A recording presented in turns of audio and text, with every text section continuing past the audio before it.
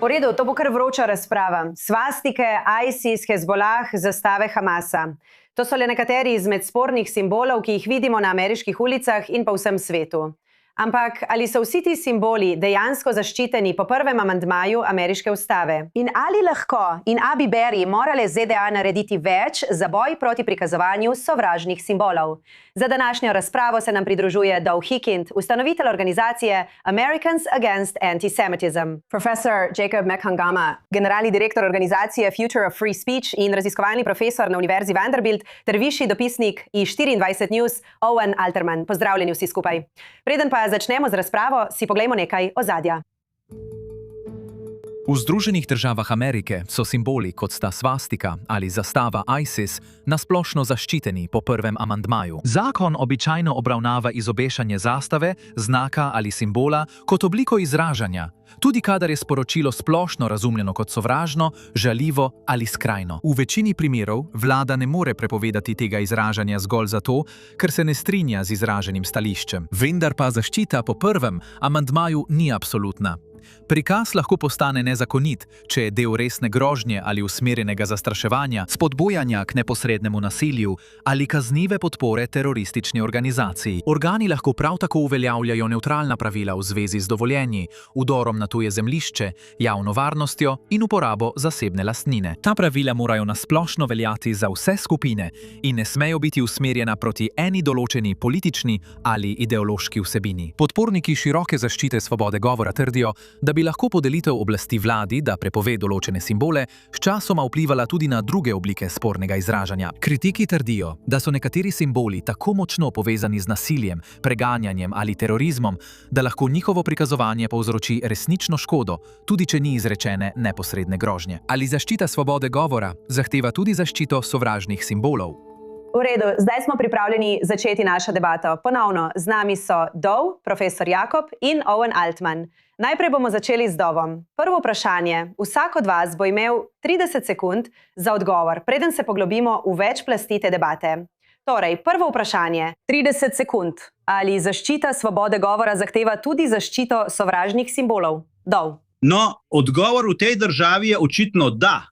In s tem nimam težav, čeprav nekaterih teh simbolov resnično preziram. Ampak po drugi strani, vlada ima odgovornost, da zaščiti vse državljane. Ne samo ljudi, ki so vpleteni v tiste grozne zastave ali izrekajo stvari, ki lahko povzročijo nasilje nad drugimi. Zato podpiram, nočem storiti ničesar. To je tisto, kar naredi Ameriko veliko. To je svoboda govora. Toda storiti moramo vse, kar je mogoče, da enako zaščitimo ljudi v naših skupnostih. V redu, nadaljevali bomo. To je bilo 30 sekund. Profesor Jakob, kakšno je vaše mnenje o tem? Se popolnoma strinjam s temi stališči. Mislim, da je pomembno poudariti, da so bile judovske skupine zelo pomembne pri preprečevanju zakonov proti sovražnemu govoru v Ameriki, ker so prepoznale, da omejitve svobode govora sprejemajo in uveljavljajo večine. In če si manjšina, si vedno le eno politično večino, stran od tega, da postaneš tarča in ne več koristnik takšnih zakonov. Prav tako je res, da bi morale vlade seveda ščititi pred grožnjami, hujskanjem, zastraševanjem. In to je povsem združljivo z močno zaščito svobode govora po prvem amandmaju, ki obstaja v Združenih državah. Prof. Owen? Emily, veliko delov ameriške ustave je pokvarjenih. Senat, ki daje toliko sedežev v Kaliforniji kot v Wyomingu, volilni kolegi, obstrukcija, zakoni o financiranju kampanj. Ampak prvi amandma ni eden izmed njih. Je edinstven v Združenih državah. Evropske države, tudi Izrael, imajo zelo različna pravila glede govora, vključno s sovražnim govorom. Toda kot smo pravkar slišali od naših prvih dveh gostov in kot je Oliver Wendell Holmes rekel pred približno 100 leti, je govor, ki ga prvi amandma želi zaščititi, misel sovraštva. Kar pomeni, da je nepriljubljen in sovražen govor zaščiten s prvim amandmajem. Tega se je treba držati, tako po zakonu, kot tudi v duhu. Joetovo poročilo je na samem robu. To je njihov način, kako se lotiti govora. Na splošno jih ne bi smeli sprejemati. V redu. Torej, to še posebej zdaj, ko smo v dobi umetne inteligence in družbenih medijev, očitno daje nov pogled na takšne stvari. Torej, vprašanje, ali je prikazovanje simbola sovraštva zgolj politični izraz, ali pa je lahko samo po sebi zastraševanje? Doug. Pozdravljeni, ni dvoma, da se veliko tega, kar se dogaja v tej državi, na ulicah s sovražnimi simboli, mislim, odkrito, veste, zastave v podporo Iranu in Hezbolahu. Seveda, to so čisti sovražni simboli in namenjeni zastraševanju, ter so prava grozljivka, ki se dogaja v državi. A druge plati medalje pa se žal ne lotevamo. Znotraj judovske skupnosti v tej državi vlada strah. V skupnosti se govori o tem, ali imajo Judi prihodnost v Ameriki. To je grozno. Kako je mogoče, da ljudje to govorijo, ko sedijo za svojo mizo, za svojo šabatno mizo in podobno? Torej, veš, moramo najti način, kako to rešiti. Trenutno se to ne izvaja učinkovito. In rad bi govoril o županu New Yorka, ki je simbol hujskanja, ki se dogaja v tej državi. Torej, ja, kaj menite, profesorica? Ali obstaja srednja pot, ali obstaja siva cona? Zakon je zakon, vendar ne mislim, da so ustanovni očetje pričakovali, da bomo tam, kjer smo zdaj, in kako enostavno in odkrito je takšen sovražni govor. Rekel bi, da to ni nova razprava. Očitno je bilo v ameriški zgodovini veliko primerov grdih izbruhov rasizma, pa naj gre za antisemitizem ali rasizem proti temnopoltim, naprimer. In obstaja zelo dober razlog, zakaj prvi amandma ščiti celo sovražni govor. Živim v Tennesseeju. Če se vrnemo v 40. leta prejšnjega stoletja, načelnik policije tukaj v Memphisu grozil časopisom v lasti temnopoltih in rekel, da širijo sovražni govor, ker kritizirajo rasno segregacijo. Torej, ista oseba, ki je trdila, da se ukvarjajo s sovražnim govorom, je bila oseba, ki je uveljavljala segregacijo. Ampak mi kot civilna družba lahko spregovorimo. Svobodo govora lahko uporabimo, da se zoperstavimo tem stvarem. Zelo pogosto boste videli, naprimer, če je pohod neonacistov, jih bo proti demonstrantov več kot neonacistov. In to je veliko močnejši simbol odpornosti ameriške družbe, kot pa da bi tem neonacistom dali pozornost in jih naredili za mučenike s tem, da jih, naprimer, aretiramo. In če pogledate Evropo, mislim, da ima Evropa vse strožje zakone proti sovražnemu govoru, vendar ne bi trdil, da je položaj Judov v Evropi boljši ali varnejši kot v Ameriki. Ja, in kakšno je tvoje mnenje? Poslušaj, če povzamemo, kar smo slišali, Emilija, ni samo civilna družba tista, ki lahko in bi morala javno nastopiti ter protestirati in prirejati proti demonstracije. To so sami politični voditelji. Pogosto prihaja do zmede, ker prvi amandma dovoljuje svobodo govora, da morajo politični voditelji ostati nevtralni. Nevtralni morajo biti v smislu, da ne prepovedujejo govora in ne ukrepajo proti njemu. To bi bilo protiustavno. Lahko pa še vedno uporabijo svoj vpliv in javno nastopijo proti temu. In če se vrnem k temu, kar je Dov Hikind govoril o Zoranu Mamdaniju. Nisem na strani tistih, ki menijo, da je Mamdani sam po sebi antisemitski. Vendar Zoran Mamdani pogosto obravnava judovske prebivalce New Yorka kot svoje vazale. Kaj pravi? V bistvu pravi, mi vas bomo zaščitili. Poskrbel bom, da bo dovolj varnosti, da vas zaščitimo. To ni dovolj. Ni dovolj, da reče, mi vas bomo zaščitili. V bistvu ste moji vazali in mi vas bomo zaščitili. Sam se mora izreči proti govorom, ki so antisemitski, tudi če je govor zamaskiran kot protiizraelski govor. In res je, da niso vsi protiizraelski govori antisemitski. S tem se strinjam. Ampak lahko naredi več, da bi Dov Hikind in milijon Judov, ki živijo v 5 newyorških okrožjih, se počutili bolj varno. To je v skladu s prvim amandmajem. To je celo v skladu z njegovimi trdimi protiizraelskimi stališči. Ni naredil dovolj. A lahko samo nekaj povem? Glede, profesorja, nikoli prej v Ameriki nismo imeli česa takega, s čimer se soočamo danes. Pika. To je drugače kot karkoli prej. In posebej o Mamdaniju, nekdanji guverner David Peterson in jaz sva poslala pismo generalnemu tožilcu. Pred nekaj dnevi sem pol ure govoril z vodjo oddelka za državljanske pravice na Ministrstvu za pravosodje, Harmidom Dillanom. Zahtevamo preiskavo in ukrepanje glede spodbujanja ter kršenja državljanskih pravic strani župana New Yorka. Ko nekoga zabodajo v New Yorku, župan ni tisti, ki zabode nož v telo Juda.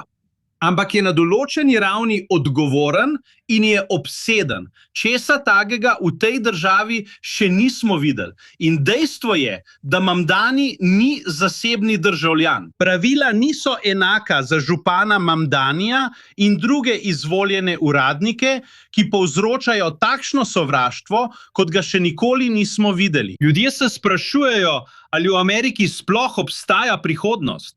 Ne. Mislim, da je, ampak strašljivo je, kaj se dogaja. In moramo biti trdni glede tega. Drugi del pa je, da se mora judovska skupnost resno utrditi.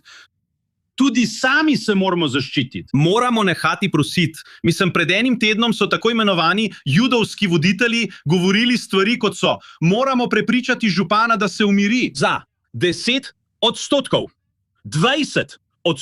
Kaj misliš s tem, da umilimo to? Moramo biti trdi, močni in ponosni. In popolnoma smo mi nobenega vodstva, nobene predstave, kako stvari obvladovati. In stvari se bojo samo še poslabšale. Žal mi je, da to rečem. Bog ve, kaj se bo zgodilo naslednji teden v Ameriki, v New Yorku, zaradi sovraštva. Obsedenost župana New Yorka z Izraelom, cionizmom in podobno, to je povsem ušlo izpod nadzora. Res je. Profesorica, če se vrnem k vam, kje bi morali potegniti pravno mejo med žaljivim govorom in resnično grožnjo? Saj je ta meja očitno vse bolj zabrisana kot v preteklih letih.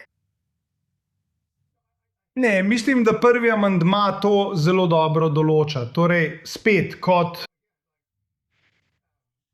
če rečete nekaj groznega o Judih, bo to zaščiteno.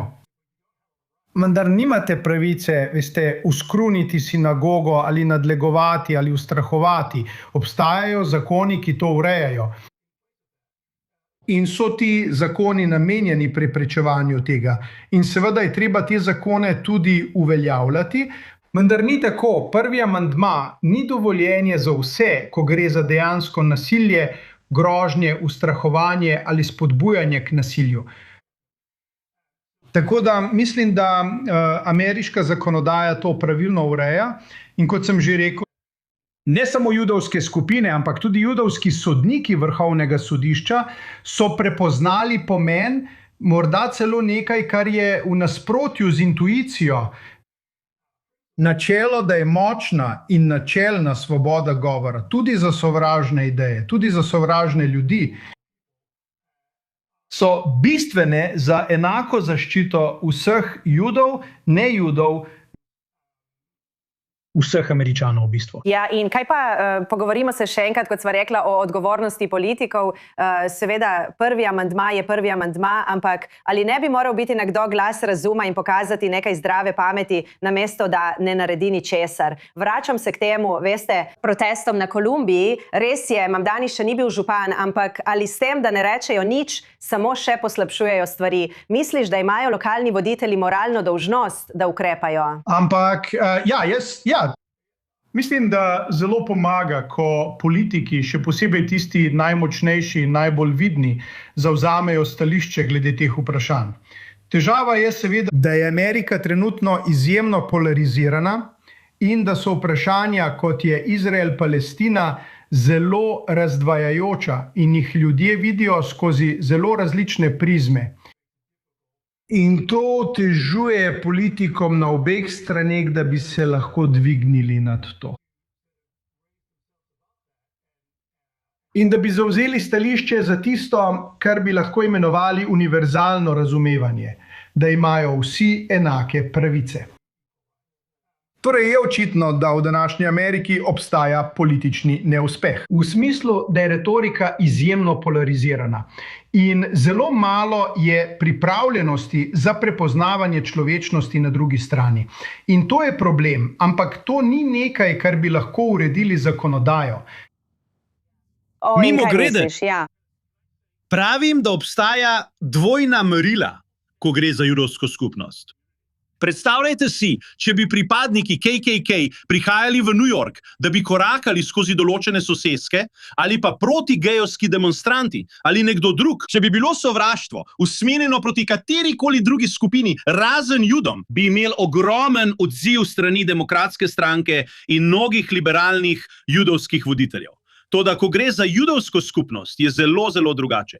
Veste, to je kot, ja, moramo narediti vse, kar lahko z županom. No, vse zadnje, hej, veste, sovražniki, pustimo sovraštvo ob strani. Potrebujemo sredstva od župana. To je bolj pomembno. Moramo iti v Gracie Mansion, jih objeti in jesti čistajn, kot se je pred kratkim zgodilo. Morate sodelovati z županom. Ampak ta župan je radikalni islamist, ki je ustvaril več sovraštva kot kdorkoli drug, ki ga danes poznam s svojim nasmehom, milijonskim nasmehom. On je eden najbolj nevarnih ljudi v tej državi.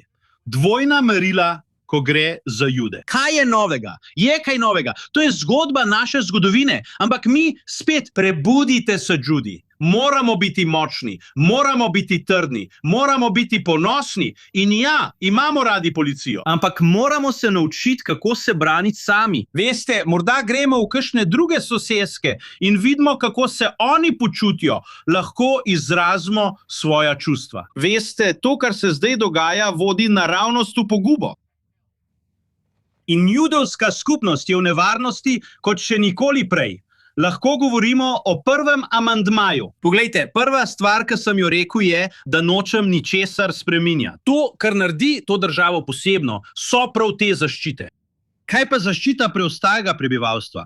Kaj pa zaščita večine ljudi, ki jih je strah, ki so zastrašeni, ki si odstranjujejo svoje jamulke, ki odstranjujejo svoje Davidove Owen še ni imel zveze. priložnosti spregovoriti. Owen, mislim, govorili smo o razmerah na kampusu, mislim, ali bi morali imeti, veste, univerzitetno policijo, izobraževalce, druge, ki lahko pomagajo nadzorovati, veste, strožje omejitve, kot jih lahko uvede vlada zaradi zakonodaje. Poglejte, Emily, zasebne univerze predstavljajo zanimivo vprašanje, ker se prvi amandma nanje ne nanaša. Nič ne preprečuje univerzi Columbia ali Harvardu ali katerikoli drugi zasebni univerzi v Združenih državah, da sprejmejo pravila proti sovražnemu govoru, ki urejajo dogajanje na kampusu. In videli smo, da se univerze s tem spopadajo, ali pa smo sploh kdaj. Torej, nimajo prvega amandmaja kot zaščite, kot jo imajo javne univerze ali vlada. Ampak mislim, da glede na to, kar slišimo, glede na ameriški sistem in glede na to, koliko manevrskega prostora je in bi ga po našem mnenju moralo biti za svobodo govora v ameriškem modelu, je še toliko bolj pomembno, da politiki spregovorijo. In Dov Hikind ima seveda prav, da mora ta župan Mamdani in vsi ostali zaščititi judovske prebivalce New Yorka. Ampak se vračam in to ponovno povem s ponižnostjo iz 1000 milj stran, 1000 kilometrov stran. Judi v New Yorku niso Mamdanijevi vazali, ki bi jih bilo treba zaščititi. Mislim, da na to namiguje Dov Hikind. On mora voditi in postaviti meje za to, kaj je sprejemljiv govor, ne kaj je pravno dopusten govor. Govor bi moral biti dovoljen po prvem amandmaju, ampak to še ne pomeni, da je sprejemljivo. To še ne pomeni, da je to norma. In zaradi javne platforme, ki jo ima Zoran Mamdani, ima moč in sposobnost, da to stori in postavi meje. In mislim, da je občutek, da tega preprosto ni storil na način, ki bi judovskim prebivalcem New Yorka, vsaj v glavnem poku, omogočil občutek udobja. In to je velika pomanjkljivost. To je pomanjkljivost, ki meče slabo luč nanj. In mimogrede, Emilija to lahko stori, ne da bi se za milimeter oddaljil od svojih stališč glede Izraela. Nihče ga ne prosi, naj spremeni svoje stališča v Izraelu, pa naj bodo še tako skrajna. Prosi se ga, naj naredi več, da nagovori srca judovskih prebivalcev New Yorka in ne le, da bo rekel, da jih bo zaščitil. V redu, skoraj nam je zmanjkalo časa, imamo 30 sekund za odgovor na to. Bi morale zasebne ustanove narediti več? Profesorica, vi začnite. Mislim, da je ena od stvari, kot je bilo pravilno rečeno, prvi amandma ne velja za zasebne univerze. Menim, da so zasebne univerze, kot je Vanderbilt, kjer sem jaz, na boljšem, če sprejmejo trdne politike varovanja svobode govora, tudi če jih k temu pravno ne zavezuje ustava.